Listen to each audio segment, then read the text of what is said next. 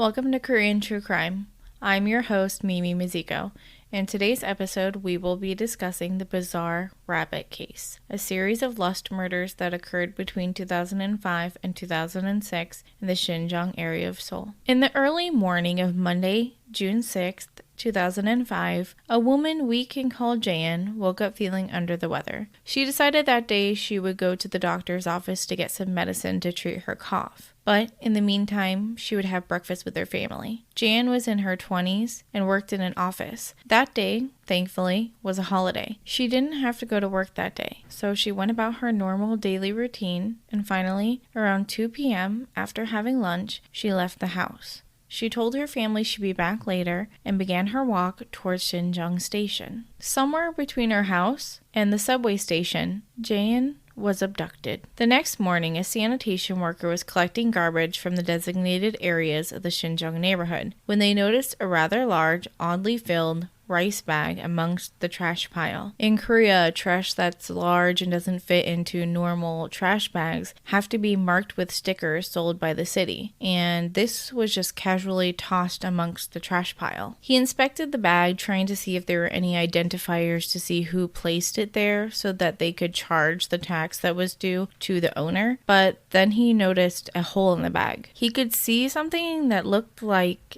skin, and when he got closer, it was obvious that what he was seeing was a human stomach with a hand peeking out of the bag. The sanitation worker called the police, and they were able to positively identify that the body that was found was Jan. After inspecting her body, they were able to determine that she had been strangled to death and that she had been beaten and bitten. Jan had bite marks all over her abdomen, and that's not the worst of it. Something had been forcibly inserted inside of her. 2 menstrual pads and a rolled up piece of toilet paper had been forcibly inserted inside her vagina.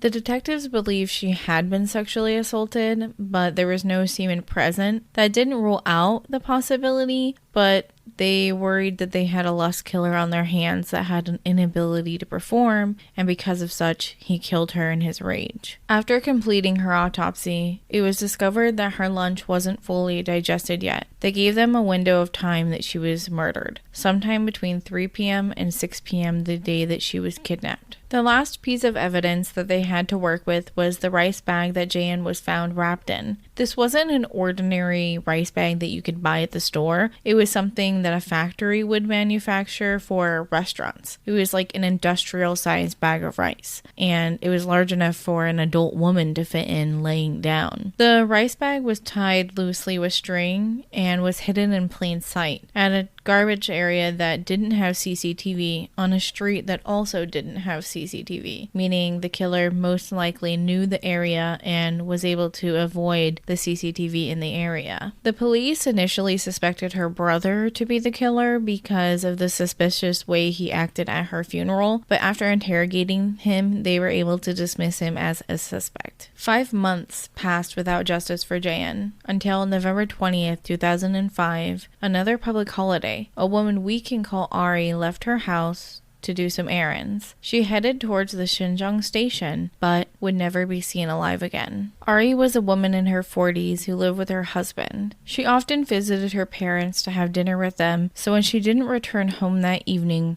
her husband didn't panic. Ari's husband waited until the next day. He called her parents, and when they said they'd never seen her, that's when he began to panic. He started calling all of her friends when suddenly he got a phone call. It was the police. They'd found Ari's body, wrapped in mats with a black plastic bag over her head tied with electrical cables, thrown in a trash pile, the same as Jan. The knots were tied more securely this time, and there were no holes in the bag. She had suffered injuries similar to Jan, with bite marks over her chest and abdomen. Ari had suffered contusions to her abdomen and a broken rib. She hadn't had anything inserted inside of her, but the police were confident that it was the same perpetrator. This time they were hoping they could catch the perpetrator on CCTV somewhere in the neighborhood, but he didn't appear on any of the CCTV that led up to this area. And this specific garbage area, outside of a large apartment complex, was the only one on the block that didn't have CCTV covering the entrance. There was a glimmer of hope, though. Ari had appeared on the Sinjeong station subway CCTV. She had gotten on the escalator to go to the train car, but was never seen getting on the train. Somewhere between her getting off of the escalator and walking to the train car, Ari was abducted.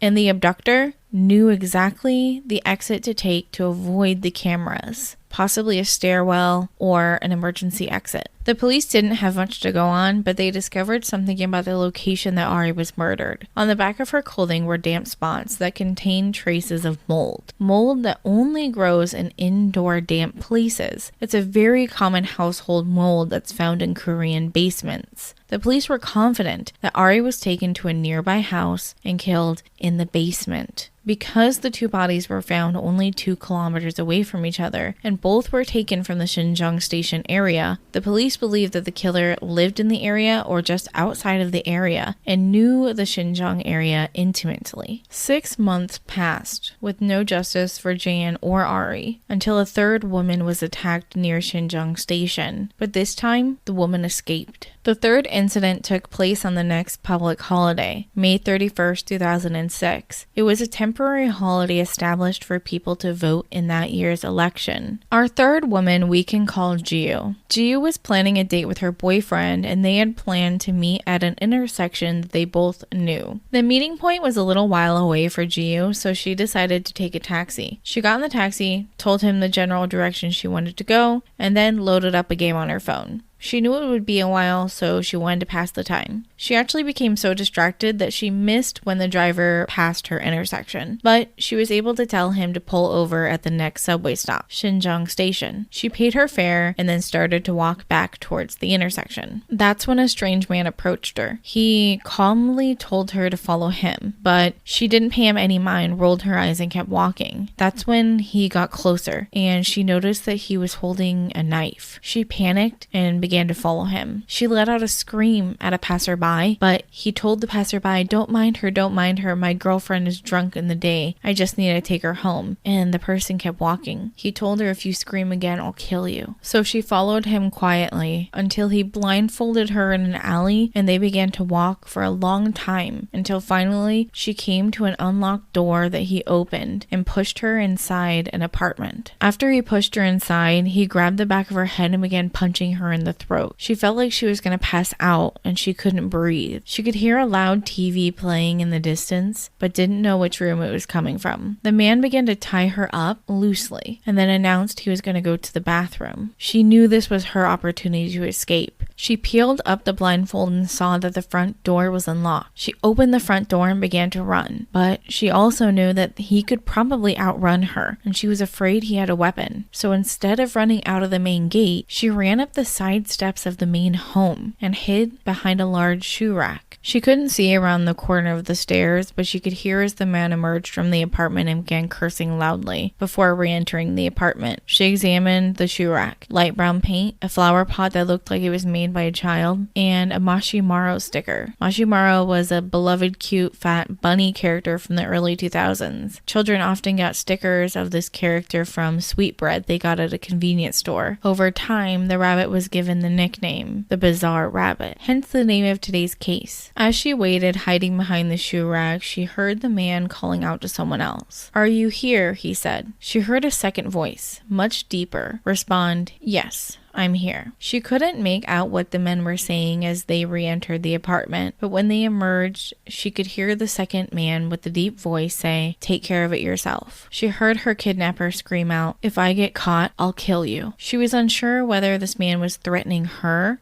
or the man who had re-entered the apartment. Either way, she was terrified. Jiu didn't dare yet make a run for it. She waited hours until it was pitch black outside, and then she finally snuck her way down the staircase quietly, pushed open the main gate, and then began running for her life. She ran and zigzagged between the streets, hoping to leave no trace of where she went, until finally she reached an elementary school where she ran around to the backside and called her boyfriend. Ji-Yu's story took a long time for her to recollect because of the severe PTSD she suffered from this incident. In her panic state, some of the details became fuzzy. She couldn't remember what direction she approached the elementary school from, or how long she'd ran, or even how long she'd walked from the subway station to the apartment. But she intensely remembered the shoe rack, the flower pot, and the Mashimaro sticker. The only detail she was able to recollect about the kidnapper was his thick eyebrows. She said his eyebrows were darkened, as if he had drawn or tattooed them on. She said her best guess was that he was in his mid-30s, average build, and average height. Unfortunately, with the minimal details Ji-Yu could recollect, no suspect or location were immediately found. That's certainly not the end of the bizarre rabbit case, but that's where we're going to end today's episode. Join me next time for part 2 of Bizarre Rabbit. Don't forget to like and subscribe and leave your comments down below. 다음에 또 봐요. See you next time, true crime enthusiasts.